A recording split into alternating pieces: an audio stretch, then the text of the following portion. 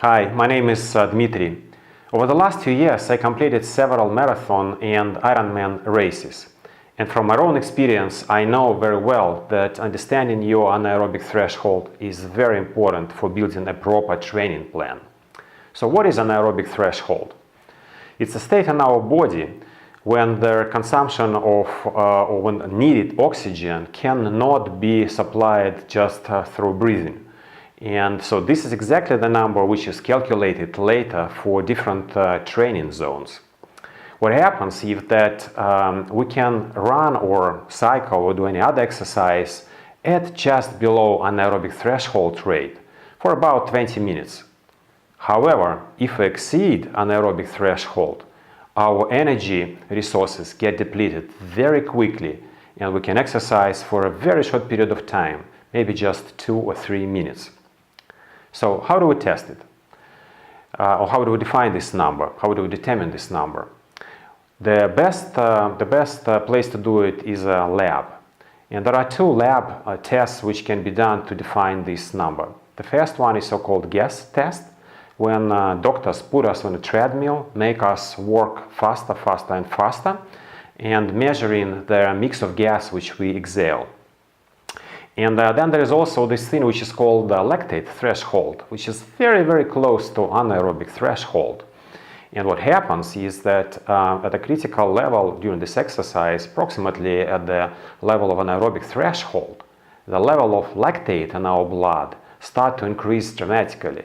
And scientists can determine this moment by taking small bloods of tests, again, as we are doing our gradual test on a treadmill or a stationary bike.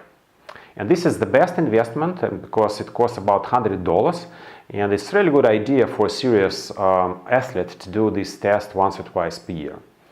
However, what do we do in between? Because obviously we also would like to monitor our progress.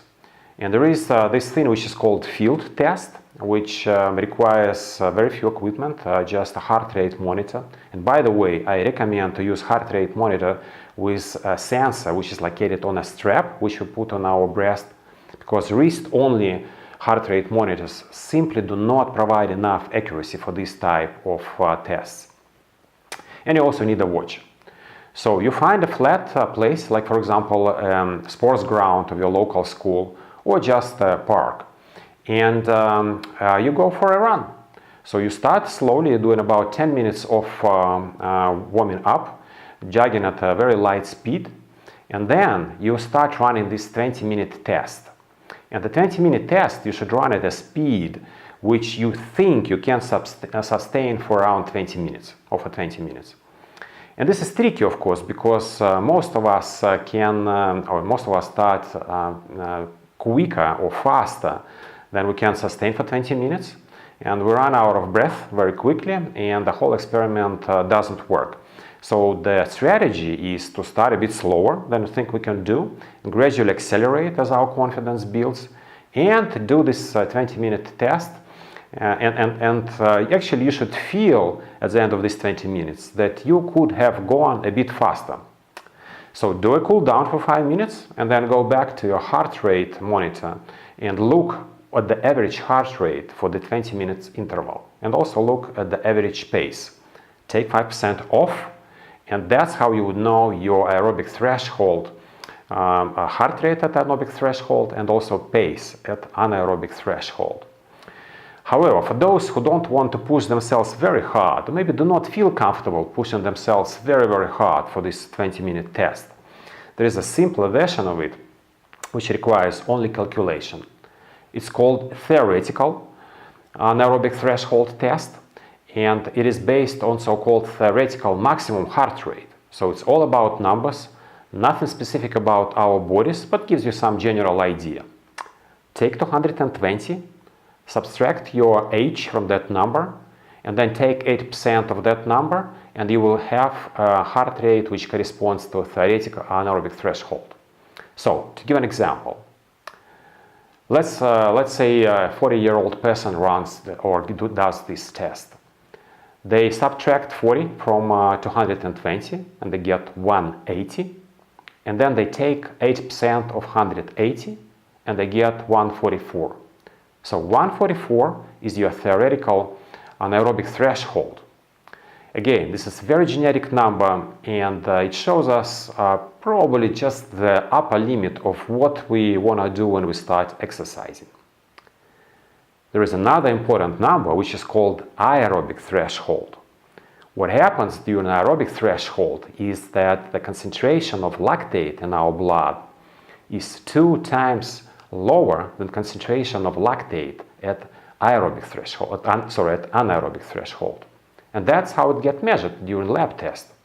However, most scientists agree that through a simple calculation you can calculate your aerobic threshold from anaerobic threshold. And aerobic threshold is usually about 80% of anaerobic threshold. So for our example, previous example, where we said anaerobic threshold is 144, take 80%, we get 115, and this is our aerobic threshold. And as scientists say, it's a really good idea to practice 70 to 80% of the time within these two limits of the aerobic threshold and anaerobic threshold.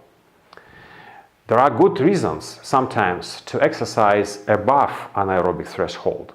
We'll talk about it in our next video when we talk about training zones based on anaerobic threshold. But for the time being, let's say that's a very good idea to stay within this range between aerobic threshold and anaerobic threshold. Now, VO2 max. Very popular number. A lot of people brag about it, and it's actually an indication of or a measure which allows people of different build to compare themselves in terms of their running capacity. So the idea is that the higher VO2 max number, the faster you can accomplish a long distance run. And so it's like comparing size engines of your cars. VO2 max shows how much oxygen, or the maximum amount of oxygen, which we can consume through a very hard exercise, which we can do only for 2 or 3 minutes, as related to our body weight. And of course, because it is so complicated, the best way to estimate VO2 max is to do a test. And normally when you do an anaerobic test, doctors will offer you to do VO2 max test as well. They just push you a little bit harder.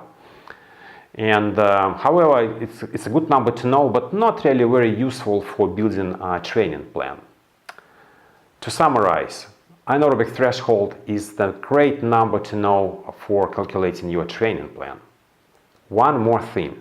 Before you start pushing yourself for this type of exercise, it's a really good idea to go and see a doctor. Most likely you're going to get go ahead and they will allow you to do the exercise, but maybe they will apply certain limits depending on your health conditions. Thanks very much for watching our video, and please subscribe to our channel.